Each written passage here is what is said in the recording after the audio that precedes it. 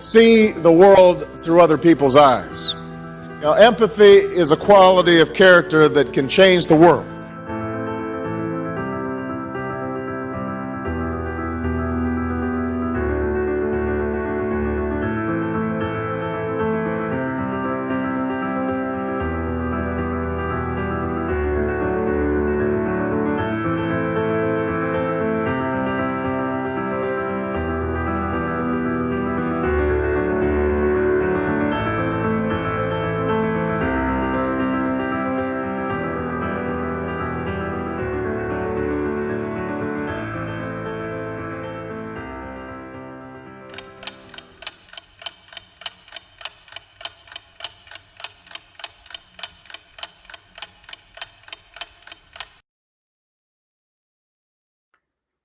Good morning and welcome to Artefact Live, the art and science of storytelling. With me, the host, Scott MacArthur.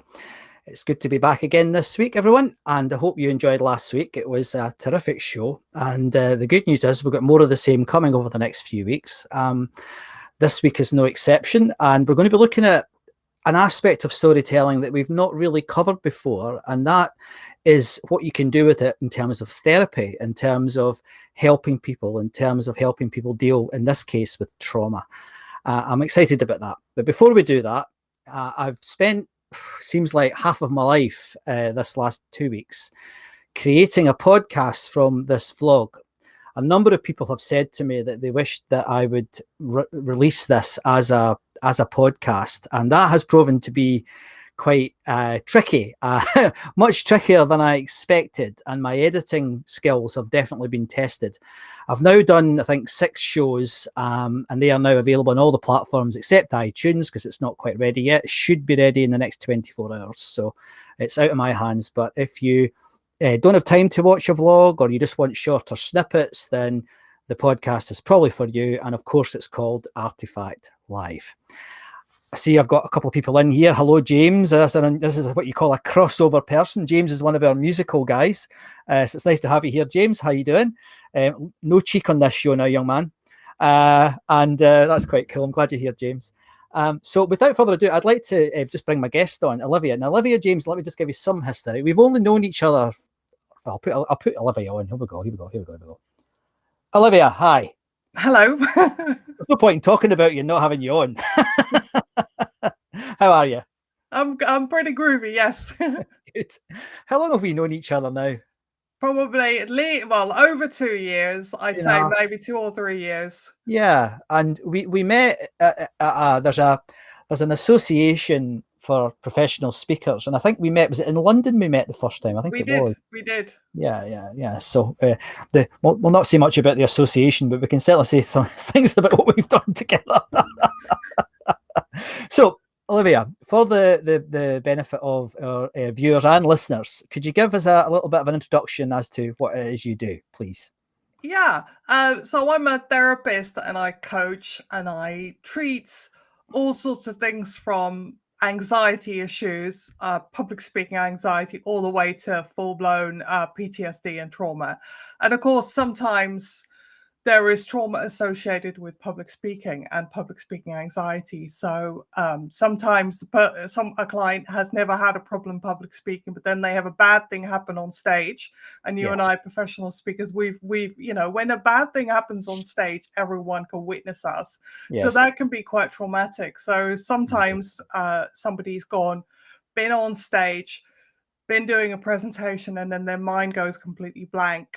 So that becomes a bit of a trauma. So I sort of operate in that space of anxiety, trauma, and confidence.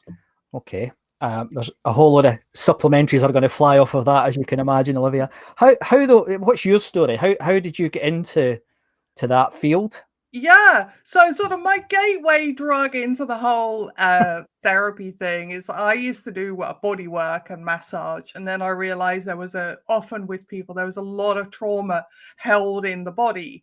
I went through a divorce, and I can tell you it was really very traumatic. It was not fun, and I went and had a session with somebody we're going to talk about trauma and storytelling. So I had a little bit of talk therapy, which kind of had its limits. Then I went and had a session with a woman who did this kind of weird technique, and I thought, my God, this is really good. So I learned how to do that. Then I actually, after my divorce, I was actually living in a house, like a 3-bed house with just me. So I started renting out rooms to actors of the local theatre company, and I got to know a lot of actors, and I got to sort of understand some of their issues to do with performance anxiety. Then sort of gradually it morphed where people were referring people to me with public speaking anxiety, all the way from like oil executives to like people in the creative and legal financial industry. So basically it morphed, and I added layers and layers of different modalities, trauma modalities, when we were getting ready to go on. I mean, I did quite a lot of training in America, for example, for my trauma work. Yes. Layers and layers and layers of training and experience, and now I have quite a wide sort of a very comprehensive toolkit with which I can help people. So when you say trauma in the body, what do you mean by that?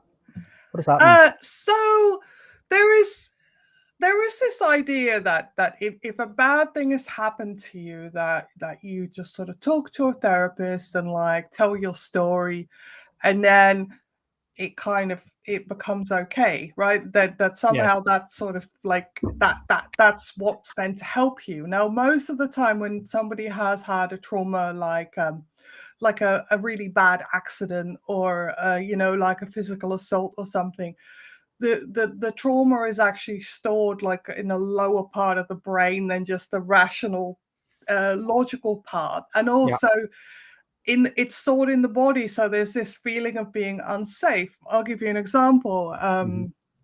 I had quite a nasty accident. I was on a bicycle, and I was at a junction waiting to pull out, and the van in front of me, instead of pulling out forward, slammed its reversing lights on and smashed into me and like knocked me out. I had some very unpleasant like dental facial injuries. I'll spare you the gory details, but basically ever since then, every time I saw reversing lights, I would get that panic feeling coming up very, very suddenly. Now, going to see a therapist and sort of getting to a logical understanding why those reversing lights were triggering me, and saying, well, of course you do realize that, just because you see reversing lights doesn't necessarily mean someone's going to smash into you again. That logical part of my brain isn't interested at all. So there is this idea that you just sort of talk about trauma and then you're fine. But in my experience, personal and professional, that just isn't the case. Does that make sense? Yeah, it does make sense. The idea of storytelling in this space, then, I mean, there's three reasons why I wanted you on this show. One is I think you're really good at what you do. Second thing is you tell a good story, and the third thing is you're on the edge of some of this work that you do. That some of the therapies you use are quite interesting and challenging, etc. But go back a step if you can. The word trigger. Yes. If I'm honest, I'm sick to the back teeth of the word trigger, because everybody's saying, "Oh, I'm triggered," and it's like I find it deeply boring. And I've been offended. Well, I couldn't give a monkey's if I've offended you. It's your problem from my perspective. Couldn't care less. But I know that's slightly unfair when you're talking about trauma, proper trauma. Yeah. I'm not being flippant about that. I mean, I was being flippant a minute ago. I'm not being now. Why do you think that is? Why is it that an accident and in a red light, I think it's the association of the two that causes that trigger? But talk about trigger. It doesn't sit with me. Right. Help me understand it. Help me understand it. Well, you're obviously, you're trained in biology and psychology. So it's like a little micro cue so this reversing light that I saw, that next time, ever since then, when I saw it, before I dealt with it, that reversing light would provoke a fear response in me, and it isn't a conscious decision. So, that thing about, some people just love to be offended and they love to like Oh, take yeah. offense. So a trigger, I didn't have any choice about whether that red light, that reversing light was a trigger for me, because it would Okay. immediately, a panic would rise in me, and it wasn't a Right. conscious decision. So in that sense, it's a trauma trigger. It's like I've written a piece about vicarious trauma. There was a returning serviceman who came from you know, I think he'd served in Iraq and Afghanistan, and he came back home. He had full-blown PTSD. He Yeah. would be walking down the street and he would smell like a smell of a burning tire, Right. and that would trigger him. That would provoke that response in him. Now, Gotcha. unfortunately, like he didn't get, you know, he unfortunately committed suicide because of, you know, his PTSD was so bad that he just couldn't cope. So that's the kind of stuff I'm talking about when I'm talking about a trigger like that. It's a small little thing that will provoke that whole thing, that whole sort of situation where there is a risk of serious harm. That's what we're talking about when we talk about trauma. Okay. It's like serious harm to us, Right. you know, a physical harm. So Yes. that's, and of course, like the nervous system, it wants to keep us safe. Yes. And so what it does is it like anything that reminds us of the thing that hurt us, it's going to be super aware. So that's what I'm talking about when I'm talking about trigger. I'm not talking about snowflakes. I didn't think you were, to be honest. I was just having a whinge. Yeah. Why is it then? I mean, this. I know that this is an undiscovered country, much of this, because we don't really understand the human brain at all. But why is it then that sometimes things trigger you and other times they don't? So, for example, I've been in accidents, never had a trigger issue, and well, not that I know of. Maybe I have had, but not that I know of. I've had moments on the keynote stage where I've had just a couple, thankfully, that have been horrific. And actually, one of them was my fault, to be honest. But I don't think I've ever suffered. I mean, I'm always, well, you know this because I've told you, but, you know, I get very nervous before I go on stage. But once I'm on stage, I'm okay. It's like, it just bang, it just sort of clicks in. So I'm adding too many layers to this question, but why is it that sometimes you get traumatized and sometimes you don't? There you go. There's a simpler question. That's a very multi-layered question. Right. So you talking about you being on stage. One thing I know about you, we've talked about it, you prepare like a mofo.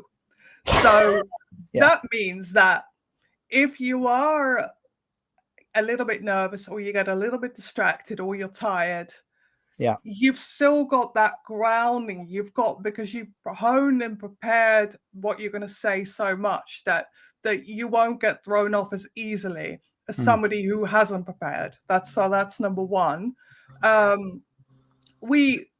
You know, some people seem to be like, they can have various, like, you know, we talk about, there's a lot of stuff to do with childhood development trauma. There's a lot of criticism of this thing called ACEs, adverse childhood experiences, which are meant to be a predictor of like your future physical and psychological health.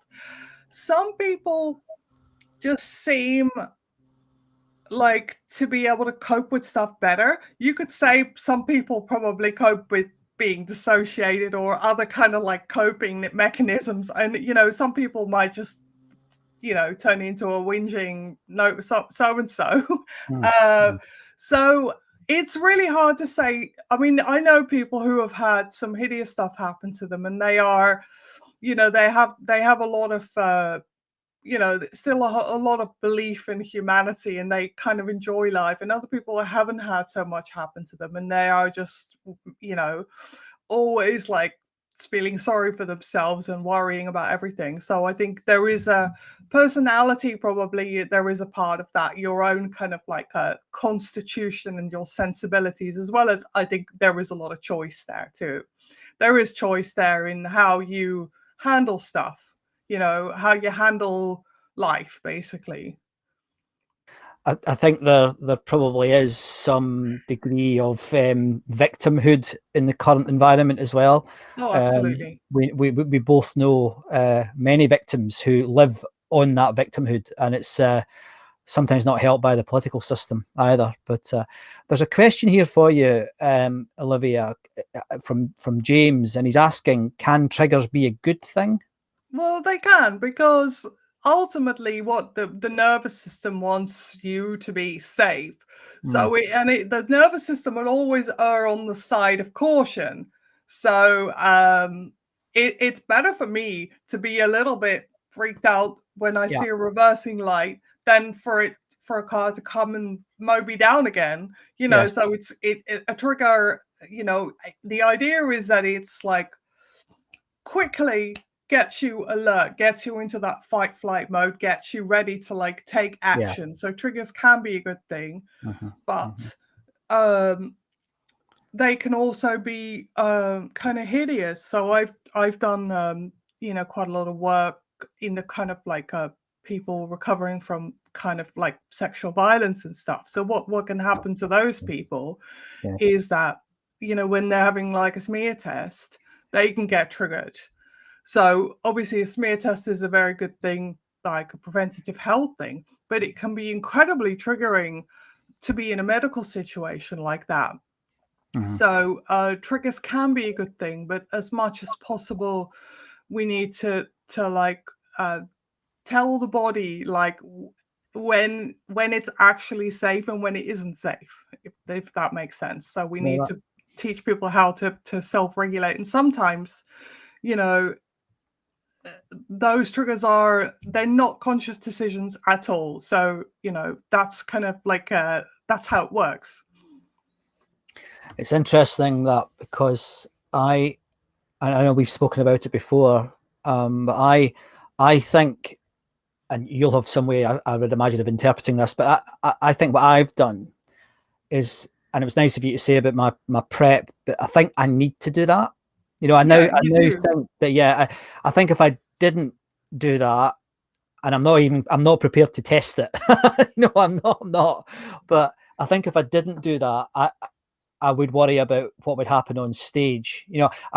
I'm okay with the impromptu. If someone says to me, "Oh, go and stand on the stage for 5 minutes and tell us what you think about that," that's okay. But if someone then said, go onto the stage and speak for 45 minutes, I think I would go back to another speech rather than try to wing it, because winging it is possible, but only when you're really well prepared. Yes, exactly. Does that make sense? Yeah. And of course, you've got to think as you do, because I know you've got to think about this. Like, say there's 200 people in the room, you're there for an hour. If you mess it up, you wasted everybody's time. Yes. Harmed your reputation and your earning potential. So there is a lot riding on it. One of the things that I find with clients when they come and see me and they've had a bad experience on stage, and where so the worst thing that can happen is that their mind goes completely blank. Gosh. And it does happen. Yes. When that happens, every single time, tiredness is a factor. So they've flown to a conference and they're speaking like on stage, and the jet lag's a factor, or they've like driven to like a hotel conference center and they slept in a hotel and they haven't, they're tired. Tiredness every single time is a factor, and you'll know more about like kind of the blood flow to the brain. And basically, so what happens is when your mind goes blank, that often you don't get as much blood flow to this, this frontal part of the brain. So you have less sort of capacity. So more things can like throw you off. And we've all had that, when we've been, we're at university, we've been studying. And all of a sudden, like everything becomes much more of a struggle. Like any kind of thinking becomes much more difficult. And that's a similar kind of thing that can happen when somebody goes blank on stage. And again, there is that whole deep nervous system like part of the of that speaking experience where we're kind of thinking, oh god, this is dangerous. So the system starts to go into I better get out of here. Like, I need to maybe find someone. I can't do this. I can't do this. And people can kind of almost go into like a freeze response, which is pretty Yes. awful and Yeah. pretty traumatic. Absolutely. I've seen that with mainly in the Professional Speaking Association. They have that, is it speaker factor, they call it, where new speakers have to do a little speech to us lot. And I really feel for them, because talking to your peers is there anything more difficult than that? I don't think there is. I know. I've done it myself, and the kind of did you? like, because basically normally when you give a keynote like to a company or something, they're all there to, like, you know, listen to your experience and like to have, you know, to learn something, to be entertained and informed. At this competition, there's 3 professional speakers in the front taking notes, judging you on every single point, like how you stand, how your script is, your delivery, your, you know, how bookable you are. So it's like a, you know, a whole different ball game of like being judged. And for most people, of course, that sort of links back to like childhood and being punished for stuff that you did wrong, and for people laughing at you. So it kind of like can trigger, like, sorry to use that word again, but it can kind of trigger those sorts of memories as well. So it can be a bit of a nightmare, to be honest. We have spoken previously about where the impact of story ends with trauma. Yes. But can we go back a bit and talk about where it begins? Because you said it already, you know, people tell you their story. How do you help people to tell you their story? Because that, we can come back to the where it ends bit in a minute. Yeah. If that's possible. So the most important thing in therapy and any kind of like therapeutic relationship is like building that rapport and having them feel completely safe with you, and that whatever they say to you, you will listen to them, and you won't, like, you know, you won't disapprove of them, and you won't attack them. So you know, sometimes people tell me things that they've never told anybody, and it's a real privilege. So that's the first thing, is really for me to establish that safety and rapport, so people can feel that they can tell you very, very private things, traumatic things that they've never told anybody. So that's kind of where it starts. But then there comes a point where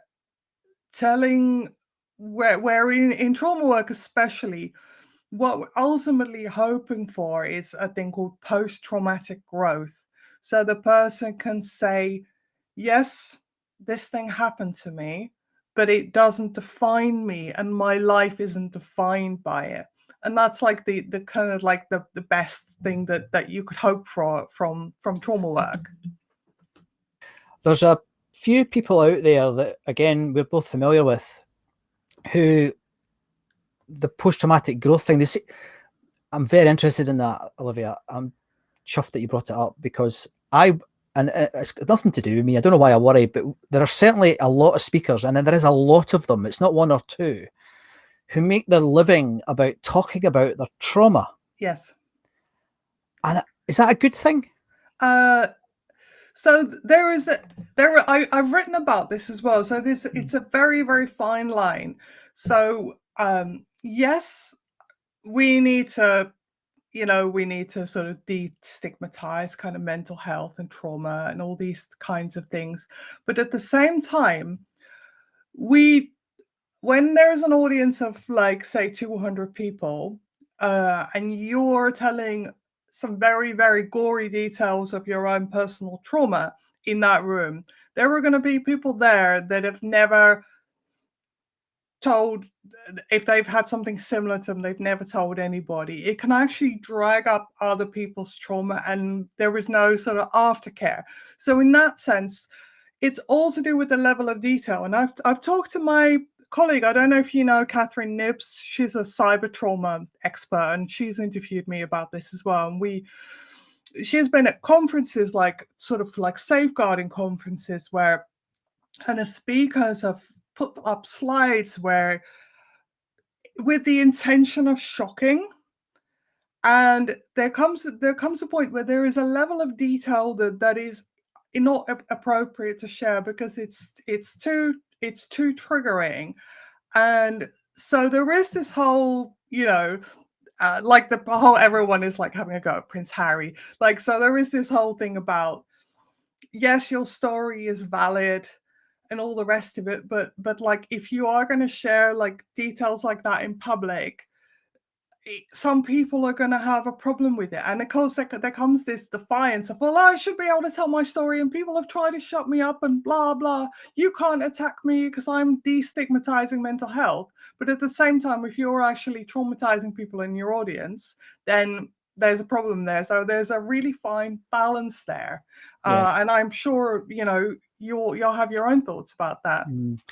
Yeah, I don't think I've ever told this particular story because I don't want to traumatize people. So if you're listening or watching and you're sensitive to horrible accidents, then maybe tune out for 2 minutes. But I was involved in the Lockerbie disaster, and I was involved in it about 7 years after it happened because I was at university when it actually happened. And my professor and I used to go to every Friday lunchtime. We used to go to this briefing, and it was basically all the medical departments at Edinburgh University would come together every Friday and we would talk about our work. And we were working mainly in the arthritis space. So it was, bones and joints and, cartilage and microscopes and all that sort of stuff. But there was another professor who was a professor of anatomy called Professor Basutil.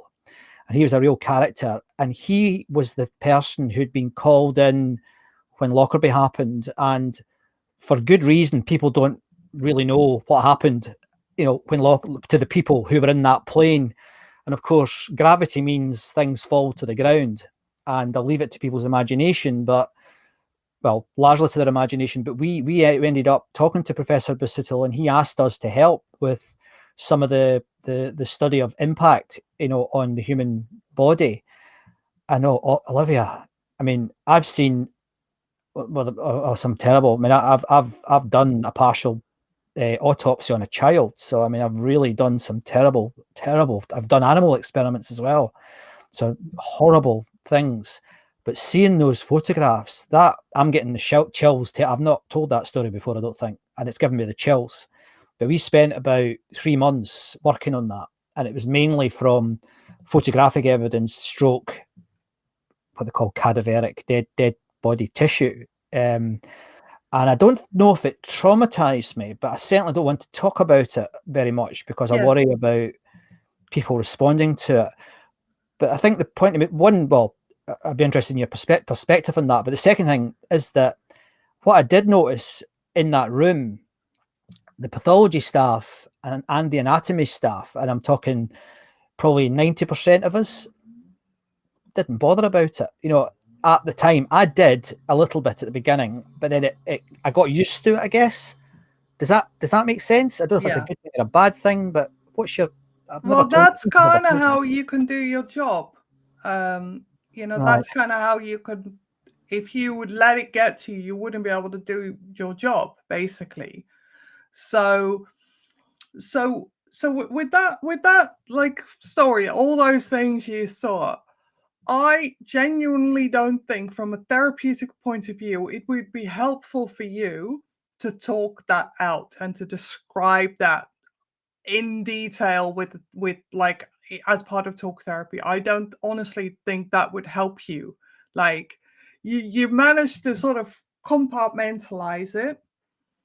You're able to like carry on. So from that point of view, it's you're not having nightmares about it or anything else. So from that point of view, talking about it wouldn't help you. Also, if you did, so I do a lot of like eye movement techniques with trauma, and the good thing about those eye movement techniques are that you don't have to tell the story. So a colleague of mine, Carl Jackson, he's a cool dude. He's a therapist, and he's also a bricklayer. And he had a client and she'd fill in all the forms and stuff. First session comes. One thing she hadn't mentioned, that she was one of the children at the Dunblane massacre. And she'd had, 20 plus years of, the kind of post, she'd drinking too much, dangerous relationships, few suicide attempts. So he treated her with this eye movement technique where she didn't really talk about the Dunblane stuff, but they worked on it. We call it a content-free way of working. And it helped her so much that, she's now been able to go on to have a child finally, and she's learning how to do this therapy herself. So sometimes different sort of approaches can help people move past those things without having to go into the gory details. Does that make sense? That does make sense. That does make sense. And I think the really interesting, I mean, I didn't expect to talk about this today. This just happened, I guess. But I think I'm actually feeling it's triggered me. Yes, of course. Because you compartmentalized it. Yeah. Because the other one that I did mention there, when I did that autopsy on an 8-year-old child, it was only the knee joint and the cervical spine.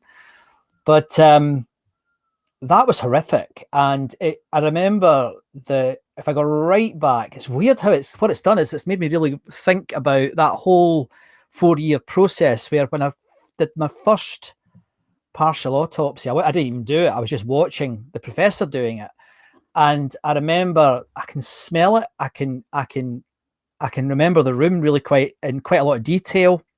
And I haven't thought about that for, 10 years, Olivia. So it's still in your mind, isn't it? All this stuff. It doesn't go away. It's still there, exactly. Yeah, it's interesting. Yeah. So let's lighten the load a little bit.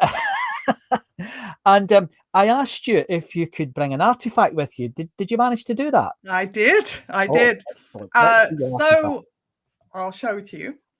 So can everyone see it's a paperweight with a peacock feather inside it. Lovely. And it was given to me as part of a 10-year sort of anniversary for the person who taught me this therapy. And it's called systemic work. So systemic work really takes account of all the systems that you belong to. So, and they describe it as like the peacock, sort of like peacock's tail behind you. So every system that you've ever been belonged to. So for you, it would be like your school, your Scottish heritage, your family of origin, your universities you went to, all the different places you've worked, like the places you've lived. All those systems kind of make up who you are.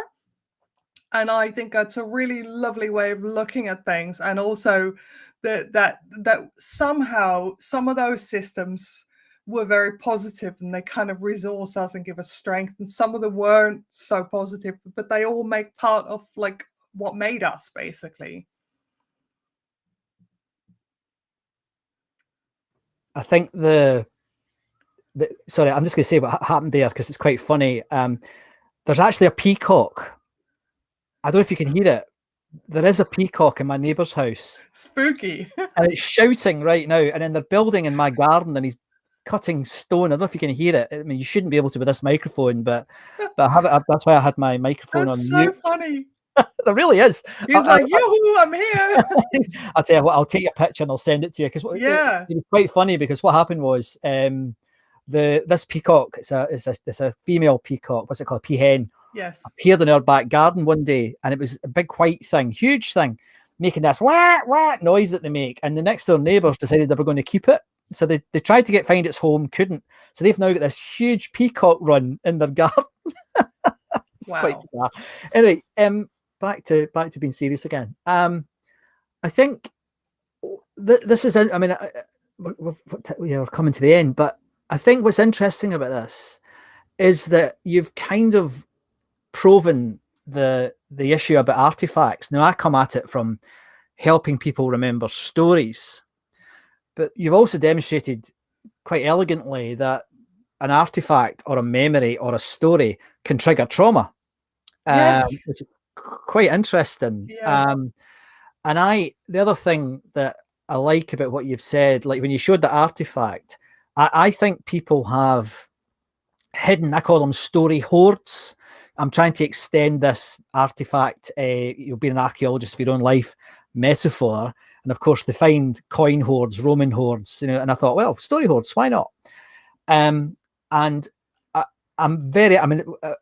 you any experience of that where maybe you've forgotten something and you saw something, and it doesn't need to be trauma, anything? Have you got experience of that you could share with us? Absolutely. Anything can kind of take us back, can't it? I mean, I'm like 52 now. I've had like, a lot of different parts to my life. Yes. And sometimes, like even a phone call, like a phone call from someone I haven't spoken to for like 10 years the other day, like it just brings all that stuff back where you just think, wow, I've had so many different experiences and different parts of my life and different social settings, different professional settings, different, personal kind of relationships and stuff where you just think, wow, there is a lot there. And it can kind of bring it back, to the point where, you see, I like a photograph of someone who's no longer with us and you just think, oh my God, I still think about that. I had a friend who was bipolar who committed suicide, and like, I see a photo of her, or sometimes I think of her and I think, wow, well, she could have, she was like, we used to do this, we used to do that. She was so funny. She was, so you can kind of remember, and like some of these stories will come back to you. It's pretty cool, really. It is cool.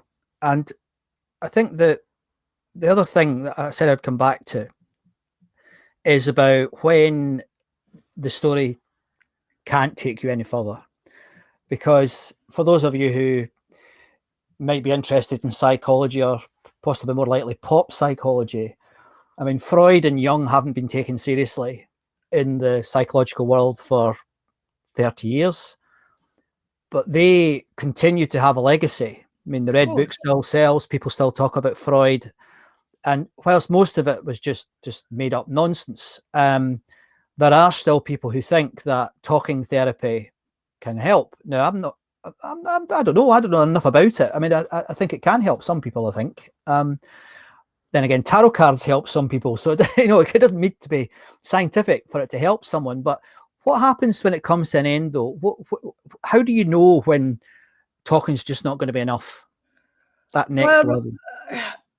I think kind of most of the time talking isn't enough. I've been lucky enough to be trained by two awesome kind of mentors. One's a psychologist, one's a medical doctor and psychotherapist. And they've really taught me like the importance of rapport and humor, and like, even saying outrageous stuff with like a super great connection. They are just masters of that. They were both trained by Frank Farrelly in a thing called provocative therapy. So talking alone, like, oh, that thing happened to you. Oh, how do you feel about that? Like a friend of mine's wife died at the age of 42, and he finally went and had some kind of like grief counseling because he thought that's what you should have. And the therapist kept saying to him, well, how do you feel about that? And he was like, how the fuck do you think it makes me feel?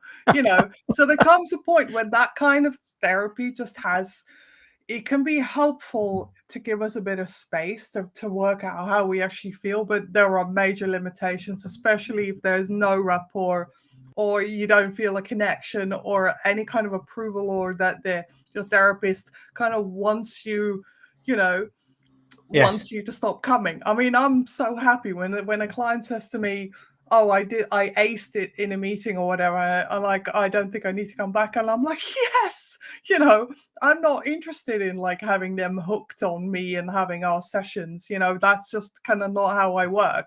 It might be really, that's not how I, how I roll, basically. So talk therapy can have its place, but it also has its limitations. But it's all about the connection with the person.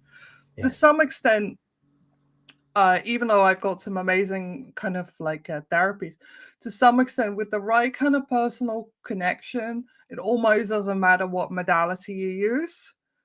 If you kind of have the level, like a level of safety and approval, and the person can really feel that they can be themselves and you want the best for them. I think that's priceless.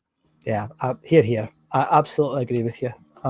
I was making a film for a client of mine. I was writing the script really yesterday, and he had asked me about. I mean, I've had made some quite public comments about the gurus, particularly Simon Sinek, and you know, and he was laughing. You've just done, and I said it's not start with the why, it's start with the who. And he looked at me and he went, "You're right," because I mean, it's all about relationships. Everything's about relationships. And okay, you start with the inner work, but I don't think that needs to be the why. It could be the how. It could be anything else. Let's not go there. But look, that has been really, really interesting, and I hope everyone enjoyed it as much as I did. I'm sure they did. If there was somebody who wanted to get in, I mean, I've been putting your email address on the screen, but if someone wanted to get in touch with you, what's the best place for them to do that? Yeah, they can go to my website. I have you can drop me a message on there. If anybody wants to have a little chat with me, I offer like a 15-minute chat with them. So they can ask me questions. And I'm not one of these people, so I honestly don't know how to do a hard sell. A lot of these coaches, like if somebody comes to you, you have to like press their pain points and you have to like tell them that you're the one, you're the solution, blah, blah. I don't do any of that. I can't bear it. And so no worries like on that score. Like if anybody wants to just have a chat with me, then they can certainly do that. There's an option to book. Also, do connect with me on LinkedIn. That's my biggest platform. Got nearly 11,000 connections on there now. Wow. So connect with me. Drop me a message if you have any questions. I'd love to know what you thought. And just those of you who are listening in, it's harleystreetcoach.com for Olivia's website. Final question. Over the last 4 or 5 months, you have been absolutely incredible with your push for media exposure. Tell us about that. So I think part of it is that I'm probably a bit of a frustrated journalist, and so I sort of love bringing my kind of insight and analysis to like things that are happening right now. So I've just done a piece on like why the summer was such a letdown for Metro. I did one about postgraduate depression, like the insights. I've done one on the trauma of Trump, for example. So I've done various different sort of expert comments in sort of different areas. I've done one about I've done various ones about trauma, kind of the medical trauma I was talking about earlier on. So yes, I kind of really enjoy it. I've just done I'm just doing one about that's coming out soon about like the therapeutic value of doing puzzles. I'm really excited about that. So yes, I kind of I like to sort of bring my insight to kind of current affair stories and how the kind of mainly how the kind of the physiological and the psychological kind of interact when it comes to like trauma reactions, when it comes to kind of mental health and trauma and physical health. Right, very good. Olivia, that's been absolutely fascinating. Thanks for being on the show. It's been enlightening and lovely to speak to you as always. Thanks for coming on ARTEFACTLive. So I hope everyone enjoyed that. I did. It was very interesting, and I think the way Olivia communicates her work is very helpful to people who are traumatized but don't know what to do about it. Because I mean, personally, I find Olivia very easy to talk to, and I think she hasn't ever offered me therapy. I think she maybe did once, but I've never taken it up. But nevertheless, it's something that I would suggest that you should do. So thanks again, Olivia. That was fantastic. Now, because Olivia was on this week, and I knew she was going to be talking about trauma, I wanted to take it to the next level next week by having a dialogue with someone who has encountered severe trauma and has come through that and is now, you know, moving on with her life. So next week we've got Chris Freer on. Now, Chris contacted me about 3 or 4 weeks ago with his story, and he was diagnosed. He was a very, very successful publican. He owned multiple pubs and clubs, and he had started to feel unwell, and it turned out he had multiple sclerosis. I'll leave the rest of the story to Chris next week, but I would strongly recommend you tune in if you've been interested. If you've enjoyed this week with Olivia, I think next week we'll really add another layer into that area. Now, I have no, you know, this show is not going to be developing into a trauma show, far from it, but I think those two together will sit really rather lovely. And then the following week, I've got a professor from the States coming on who's going to talk about decision making. So I'm trying to connect some of these things in hopefully an interesting way. So thanks again for tuning in. This was Artefact Live. My name is Scott MacArthur, and we try really hard to encourage you to tell your own stories. And again, thank you to Olivia for that, because the way she described the interaction with new clients of hers, again, was useful. She gives them that space to talk to her about their particular trauma. And I think those stories, despite the conversation that Olivia and I had about, you know, is it good to share your trauma? Let's move away from trauma for a minute. It could work for you in trauma, but let's move away from trauma.